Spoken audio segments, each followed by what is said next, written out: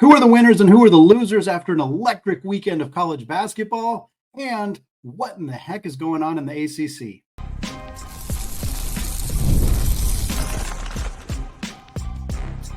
You are Locked On College Basketball, part of the Locked On Podcast Network. Your team every day. What is going on, y'all? Welcome into the Locked On College Basketball Podcast, the only daily national college hoop show, part of the Locked On Podcast Network, your team every day. I am your host for today, Andy Patton, and you are joining us at the place to get your college basketball content Monday through Friday, every single day, every single week of the year as well. I want to give a special shout out to those everyday listeners and those of you hanging out with us in the Locked On College Basketball Discord channel. There's a link in the show notes if you want to join us. It's free to join, just a chat room of people hanging out, talking college hoops all the dang time. Today's episode of Locked On College Basketball is brought to you by FanDuel. Folks, you can start the season with a big return on FanDuel. New customers can place a $5 bet, and you will get started with $150 in bonus bets if you win. Just visit FanDuel.com today to get started. Solo episode here on Monday, but we did have a fun group episode that came out on Sunday. For those of you who did not see it, it is a squad episode talking with all the hosts of shows that are in the Maui Invitational. Isaac Shade led that one. Zach Blackerby was there. A handful of other hosts, Drake Toll. It was a fantastic show. Check it out if you want to get a preview of the Maui Invitational. But for today's show, what we're doing is we're talking about the teams that were winners coming out of this last weekend, the appetizers of Feast Week, if you will, the Baha Mar Championship, as well as a lot of other one-off games going on. We're going to talk about the teams that were not winners coming out of this, some surprising upsets, some teams that just did not fare well in their first opportunities against high-quality opponents. And then we're going to close out the show. There's 7 big MTEs that are starting over the next week as we are into Feast Week completely. So what we're going to do is give you a game-by-game prediction of all 7 of those MTEs, including predicting the winners for each of these tournaments. Let's start with who we think were the big winners coming out of this last weekend in college basketball. And the conversation starts with the team that won that Baha Mar Championship. The Volunteers of Tennessee, Rick Barnes' club, beat Virginia by 22 points in their opener. Again, that was the game. The tournament was for a 4-team mini MTE between Tennessee, Virginia, Baylor, and St. John's. Tennessee drew the first round matchup against Virginia, smacked them, 22-point win for them in that game, and then got a chance to take on Baylor in the championship after Baylor had that intense, hard-fought 2-overtime win over St. John's. Jeremy Roach hits the game winner, wins that one for the Bears. It was a bit of an advantage for Tennessee to play a much more fatigued Baylor team going through that double overtime, but certainly didn't look like it was just fatigue that caused Tennessee to win that one over the Bears. They won 77-62. So holding Baylor to 62 points, holding Virginia to 42 points. Chaz Lanier went nuclear from beyond the arc out in the Bahamas. This was a really strong showing from Tennessee, who as of this recording are now 5th at KenPom overall. They have looked fantastic in the early going. Them and Auburn look like the best 2 teams in the SEC. Alabama certainly in that conversation, but I think it's fair to say that Tennessee has looked better up to this point. They haven't played quite as good of a schedule, obviously, as Alabama, who's played some great teams. But for Tennessee, you now have a win over Baylor, you have a win over Virginia, you have that win over Louisville. This is a team that has looked very good with the opportunities they've gotten so far this season. Some other winners coming out of this last weekend: Duke. Did not play in any kind of tournament, did not play more than one game, but they went out to Tucson, Arizona, the McHale Center, to take on Tommy Lloyd and the Wildcats. Came away with a comfortable 14-point victory on the road, the return of a home-and-home series. Tommy in Arizona went to Cameron Indoor and beat Duke at their house. So Duke returned the favor by going out and beating them at their house. It was the first win for Duke over a top 150 team at KenPom. They obviously have that loss to Kentucky from the Champions Classic. So that was their only other opportunity against the top 150 team. So now they have secured a win in that category. A nice showing for the Blue Devils here. The freshmen looked more comfortable in a road environment. It was what you wanted to see from them. Cooper Flagg had a nice performance for this team. They are now 4th at KenPom following that victory against Arizona. Cincinnati, another team that is in the top 10 at KenPom that looked really good over the weekend. The Bearcats took on Georgia Tech, a true road game for Cincinnati, went on the road to take on Georgia Tech. They beat them quite handily in this one, 81-58. And look, I think it's fair to assess, and we will talk about this in the second segment, whether this is a big-time win for Cincinnati as much as it might just be, Georgia Tech is kind of bad, and they have not looked good this year, and that is very reasonable. But if you go on the road in a true road game and beat a power conference opponent by 23 points, that is still a solid victory, regardless of how down that team may be. Wes Miller's program, again, 7th at KenPom right now. All 5 of their wins this season, they're 5-0 on the year. All of them have been by 16 or more points. They have not played particularly any close games this season. Now, they also have not played a great schedule. Georgia Tech's the highest regarded team with regards to KenPom's ranking. They're 113th. So again, that's a pretty good sign that Georgia Tech is not a program that is looking like they're going in a good direction this year. But again, true road game for Cincy, so we'll give them that. But 113th, the rest of the opponents that Cincinnati have played are 189th, 214th, 283rd, and 362nd at KenPom. Again, we harp on this a fair amount on the show, seeing some of these teams, particularly in the Big 12, although it's not just in the Big 12 where you see teams load up their early part of their schedule against a lot of bye teams. And certainly bye games are a part of the college basketball landscape. Without them, some of these programs would not be sustainable. So it's not that it is a bad thing. It is that there's a difference between playing a couple bye games against, 220, 180 type teams in KenPom versus only playing teams right at the bottom. And Cincinnati got a little bit of a nice mix here, but in their first real opportunity to take on a team more highly regarded than that in a road environment, they go out and get themselves a comfortable victory. It's hard to not be excited about Wes Miller's team, who returned basically everybody from last year's team. This is a team with a ton of continuity that is now more comfortable being in the Big 12 after having done so all of last season. I wouldn't be surprised to see this Bearcats team make some noise this year. Next up is Nebraska. The Cornhuskers pick up a nice win, another road win for them. This one was over a ranked opponent, however, in Creighton.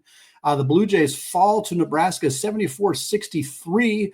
Nebraska moves up to just inside the top 50 at KenPom, 49th as I'm recording this. The first win for Nebraska over a top 175 team.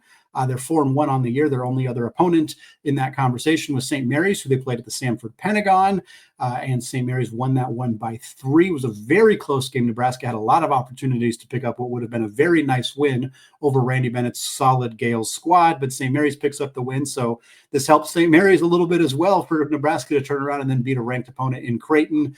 That's a nice win for Nebraska, a nice little boost for St. Mary's. Nebraska also has wins over Fairleigh Dickinson, Bethune-Cookman, and UTRGV, a team that Creighton also struggled with early in the season. We'll talk a little bit more about the Blue Jays, but for Fred Hoiberg and Nebraska, as this very transfer-heavy roster comes together with Raleigh Wooster, with Berke Bayat-Tunsil in the front court, it'll be nice to see if this team can make some noise getting into conference play.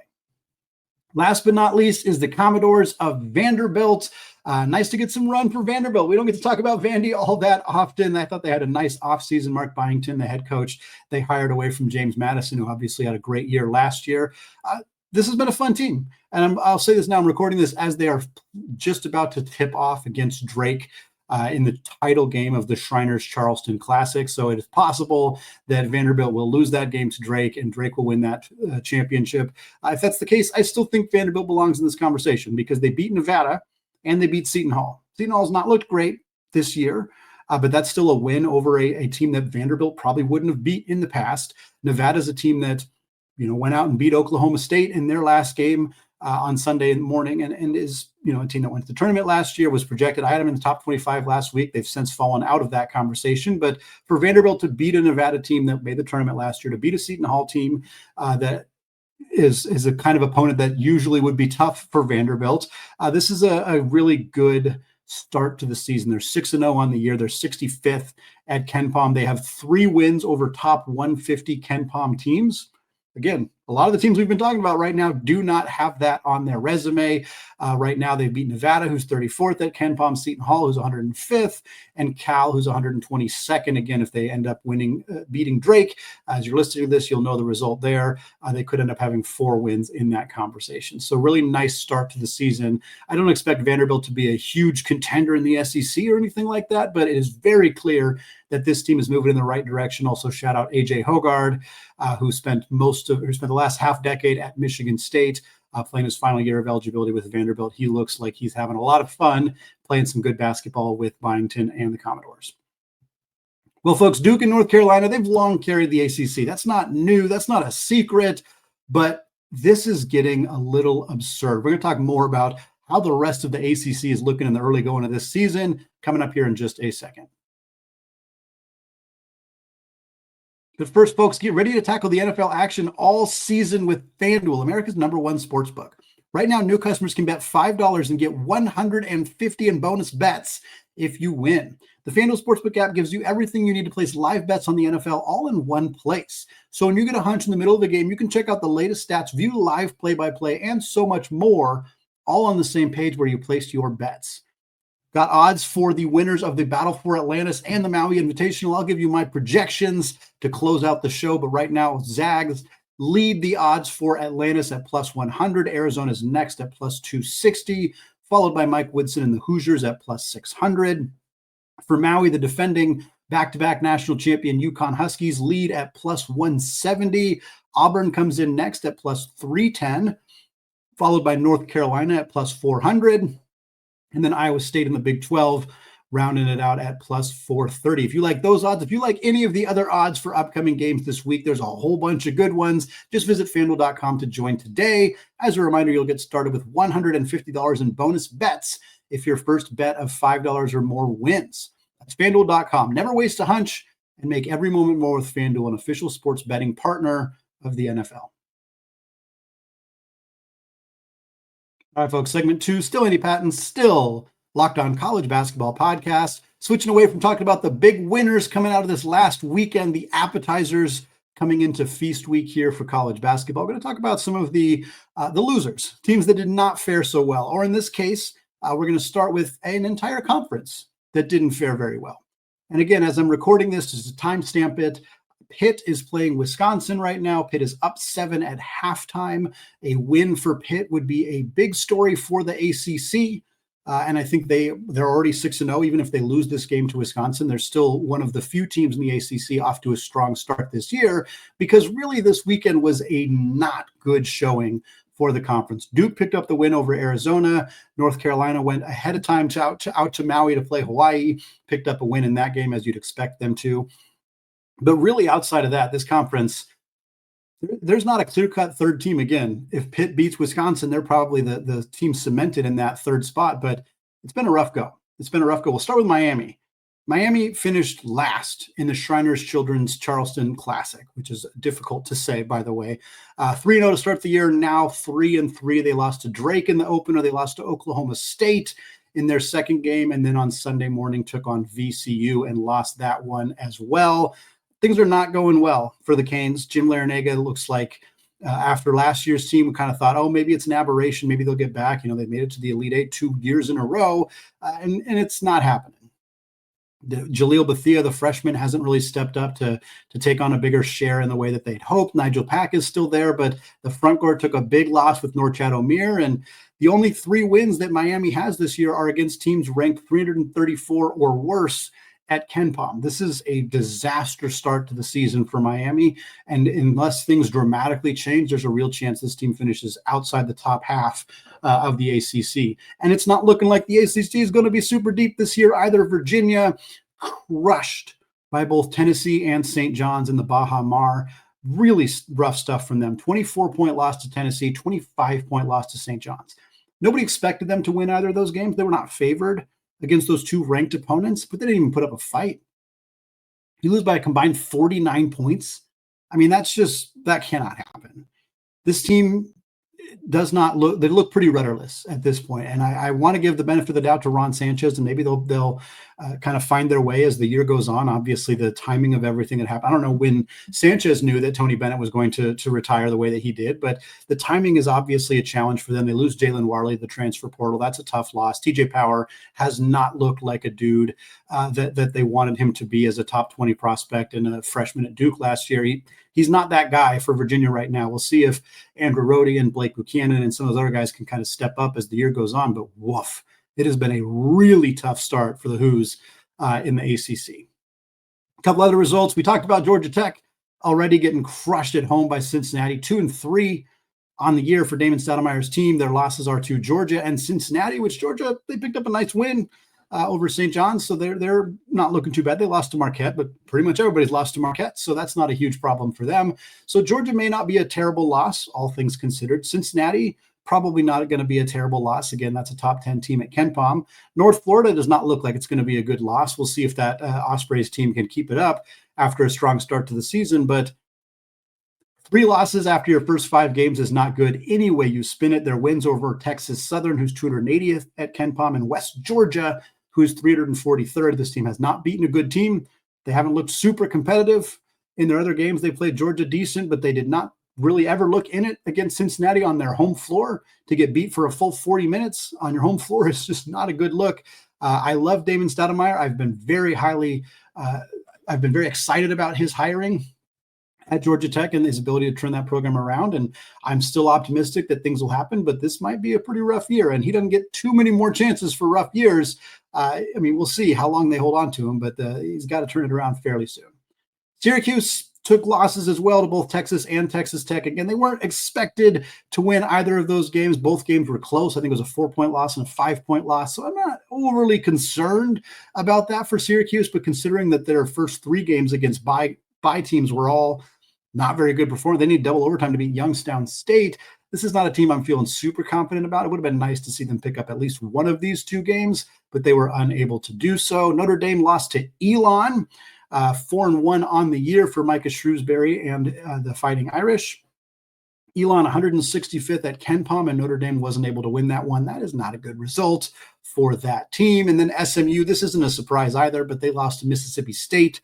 They are 4-2. Their losses are to Butler, who's 72nd at KenPom, Mississippi State, who's 24th. All their wins are over teams outside the top 150. I don't think SMU is going to be super competitive this year in the ACC, but just another loss for a conference that doesn't look good. Wake Forest only beat Detroit Mercy by 10. Stanford needed a game winner from Jalen Blakes to beat a Santa Clara team that already has a couple bad losses this season. This is just not a conference that is particularly looking all that good. Duke, North Carolina, they're going to be great. They're going to be great. But there is, the third best team in that conference, probably Pitt, like I said. But outside of that, it is not looking good for the ACC. We'll see if that changes as the year goes on. A couple other losers, we talked about most of them already. St. John's, they beat Virginia by a lot, but they lost to Baylor. Devastating 2 overtime loss to Baylor. They were up 5 with 18 seconds left. No reason to lose that game. Really tough for Rick Pitino's team. They stayed in the Bahamas for just a regular game against Georgia, not part of any event or anything. And they just looked listless in that game. They lost by 3. They looked tired. I think maybe staying there was not a good decision for them. And I think it hurt them. I think it hurt them that they stayed there. It hurt them that they just played these really emotional, exhausting games and just didn't seem ready for that Georgia team. But it doesn't help them much as they're trying to compete to stay in the top 25 and compete at the top half of the Big East. Creighton, we already talked about losing to Nebraska. They haven't looked good. This is the first opponent Creighton played that's in the top 175 at KenPom. And they were just never really in this one. Nebraska just kind of just jumped out to an early lead and never really let them get back in it. Now for Creighton, their next 5 games, San Diego State, Texas A&M, Kansas, UNLV, and Bama. The way they've been playing, nearly losing to UTRGV at the beginning of the season, losing to Nebraska, that could be a 1-4 stretch. I'm not saying I project that, but it certainly could be. 2-3 feels fairly likely. Over 500 is possible, but I'm not saying Kansas and Bama are not games they're going to be favored in by any stretch. San Diego State, Texas A&M, UNLV, maybe they're favored in all 3, but it feels like it's pretty possible that they go 2-3 in that stretch we'll see if Greg McDermott's got some magic to get them back on track. A couple other not so good results, some teams struggling. Rutgers lost to Kennesaw State on Sunday. They're 4-1. This was their first opponent inside the top 200 at KenPom. They were down huge at halftime. I mean, they were getting spanked by this Owls team. They ended up fighting all the way back, but still lost. Rough loss for this team to a KenPom 161 team. Ace Bailey and Dylan Harper, they looked good. They weren't super efficient, and I think that's the problem for Rutgers. Unless those guys are on, playing their best hoops, this team could lose to just about anybody. I do not have a ton of confidence about them going into the Big Ten, even if I like both Harper and Bailey quite a bit as prospects. Arizona lost to Duke. We've already talked about that a little bit. We'll see if they can rebound, pick up some wins in the battle for Atlantis, at least beat Davidson and either Providence or Oklahoma, and get yourself ready to play that Gonzaga team. The matchup that everybody's been waiting for, Mark Few, Tommy Lloyd getting to face each other for the first time after Tommy spent 20 years as an assistant coach in Spokane with the Zags. Texas Tech, last team we're going to mention here, they lost to St. Joe's. They did beat Syracuse, which is a decent win for them. St. Joe's was the first team Tech played that was inside the top 220 at KenPom. They've been criticized for their weak non-conference strength of schedule. And then they play a St. Joe's team that I think was 101st at KenPom and lose. Again, the bounce back win over Syracuse makes me feel a little bit better about Grant McCaslin's team. It's not a horrible result necessarily, but for a team that was kind of banging the drum for saying we deserve to be in the top 25, you lose to St. Joe's, and now you're not going to be in that conversation anymore. Well, moving away from reviewing everything that happened this weekend, or as much as we can, we certainly couldn't get to everything, to look ahead to the 7-feast week MTEs that are getting started this week. We're going to close out the show with predictions for who will win each game. But first, today's episode is brought to you by Game Time. College basketball season is here, folks, and there's absolutely nothing better than the atmosphere of a college hoops game.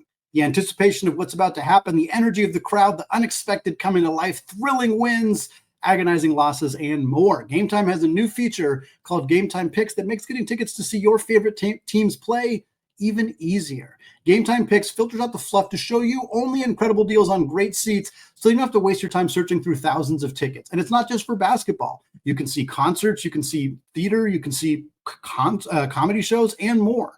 Whether it's Game Time's ticketing coverage, the lowest price guarantee, or the panoramic views from your seat in the app, Game Time has got you covered. If you're looking to run out to Las Vegas for Thanksgiving for Feast Week, the first session of the Players Era Festival at the MGM Garden Grand in Las Vegas, the Impact side of things, you can get tickets for $41 in Section 18 and $47. There's tickets available right now just right above the floor for $47. That's for the entire Impact session. That includes the epic game between Alabama and Houston. So folks, take the guesswork out of buying tickets with Game Time Picks. Download the Game Time app, create an account, and use code LOCKEDONCollege, and you'll get $20 off your first purchase. Again, create an account, redeem code LOCKEDONCollege for $20 off. Terms do apply. Download the Game Time app today. What time is it? Game time. All right, folks, segment 3, still Andy Patton, still Locked On Zags podcast, closing out the show.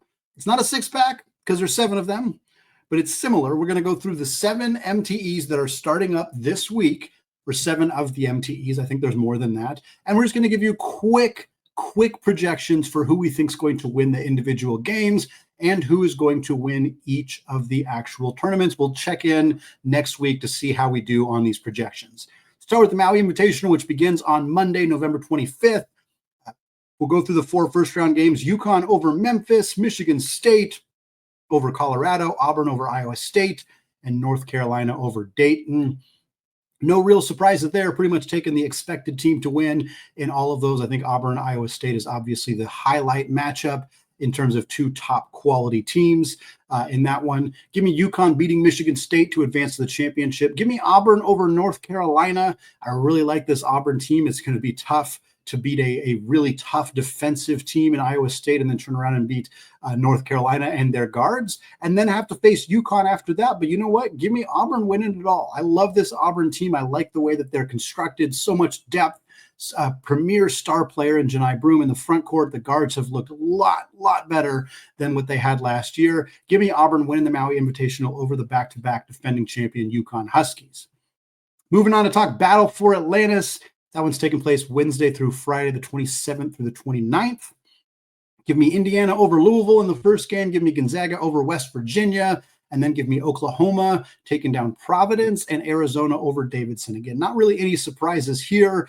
Both Oklahoma and Providence are undefeated and I think are fairly equal in terms of projections right now, but I trust Porter Moser's team more right in this moment. I think Louisville could give Indiana some trouble as well. But ultimately, that's what I'm settling with. Give me the matchup everybody wants. Give me the Zags taking down Indiana. Give me Arizona taking down Oklahoma. Give me the Zags. Mark Few teaching his longtime protege a little bit of a lesson. The Zags advance past Arizona, win the Battle for Atlantis. Gonzaga's been in at 3. This will be their third time. They finished 3rd and 2nd.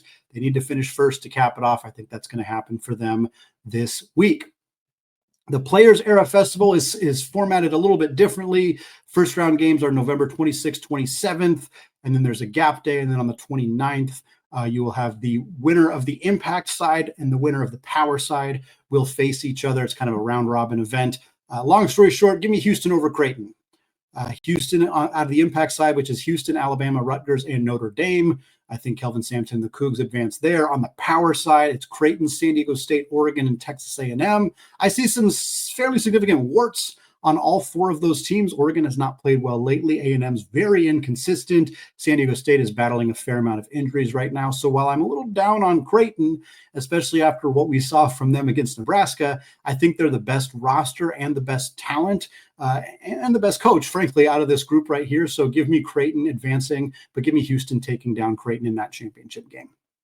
A couple more 4-team MTEs to talk about here to close out the show. The Ratty Children's Invitational. Those games will take place November 28th and 29th. You got Purdue and NC State. Give me Purdue in that one, a battle of 2 teams that were in the Final Four last year. NC State hasn't looked like they're going to replicate that same level of success, lost a ton of talent. Meanwhile, Purdue has been very good in the early going this season. So give me Purdue winning that one. Your other game is BYU and Ole Miss. Battle of 2 teams kind of right on the periphery of being top 25 programs. Give me BYU in this one. I'm not super sold on Chris Beard's team just yet at Ole Miss, and BYU has been impressive. They've also struggled. They've had some games where they haven't looked great against inferior opponents, but Igor Demine has been so fantastic as their new on-ball guard, a facilitator, 6'9" point guard who's racking up double-digit assists, who's very efficient with the basketball. I think he's just a matchup nightmare. And he, alongside Kenan Catchings, alongside Fusini Traore coming off the bench in the front court, I think this BYU team's got enough firepower to pick up a win over Ole Miss. But then give me Purdue over BYU. That's a fun game. Kenan Catchings decommitted from Purdue late in the offseason and went to BYU, so there's a little bit of added stank on the game because of that. But I just think this is going to be really fun. Igor Demine versus Braden Smith in the backcourt is a fun matchup. How Trey Kaufman-Wren can look in the front court for Purdue against Keba Keita, the transfer from Utah, who's been very good as a defensive anchor for the Cougars up to this point. Should be a fun game between those two if that's the matchup we end up getting. ESPN events, also November 28th, 29th. I don't like the way that this is formatted. I think they got the wrong teams playing each other in the first round. Florida takes on Wake Forest. Give me the Gators. Again, not feeling super great about ACC teams right now. Wake Forest has looked kind of sloppy against some not very good opponents. Like I said, they only beat Detroit Mercy by 10. Florida has looked quite polished this year for the most part. I think they have the depth in the backcourt in particular to pick up a W here. And the other game is Wichita State against Minnesota. Again, I think it should have been mixed up. I think Florida and Wake Forest should have been set up to be the potential championship game here.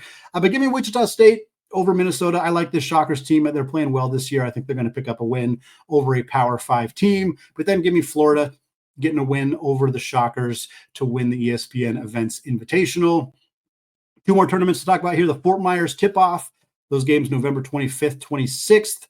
Same with the Sunshine Slam, November 26th and 26th as well. For Fort Myers, Michigan plays Virginia Tech. Give me Dusty May and the Wolverines in that one. And then Xavier, South Carolina is your other game. Give me Sean Miller and Xavier in that one. And then give me Michigan taking on Xavier and beating them. I think most people will probably project Xavier to win that one, but I like a lot of what we've seen from this Michigan team. I think the front court duo with Danny Wolf and Vlad Golden is going to be too much for the Musketeers to handle. So give me Michigan picking up a nice couple of wins here over VTech and Xavier. Sunshine Slam, San Francisco and Clemson is the first game, and transitive property doesn't always apply, but San Francisco beat Boise State beat Clemson. Therefore, I'm going San Francisco, the Dons over Clemson. This should be a fun game. San Francisco narrowly lost to Memphis, but has been very, very good otherwise this season. I think they're going to pick up a nice win here over an ACC team in Clemson. Penn State taking on Fordham. Give me Penn State winning that one, taking down an A-10 team. And then you know what? Give me the Dons picking up 2 Power 5 wins, beating Clemson, beating Penn State, winning the Sunshine Slam, carrying some real momentum with them back to the Bay Area, getting ready for the conference season in the WCC. It's going to wrap it up for me today here on the Locked On College Basketball Podcast. Folks, thank you so much to those of you who have made the show your first listen or your first watch of the day. Again, if you haven't checked out the squad show, getting you all ready to go for the Maui Invitational, check it out. It should be in your feed on audio and video platforms. Leaf and I will be back with you all on Tuesday, recapping the first night of Feast Week, the Monday action, getting you ready for all the games on Tuesday as well. Thanks again, folks. And until next time, as always, peace out.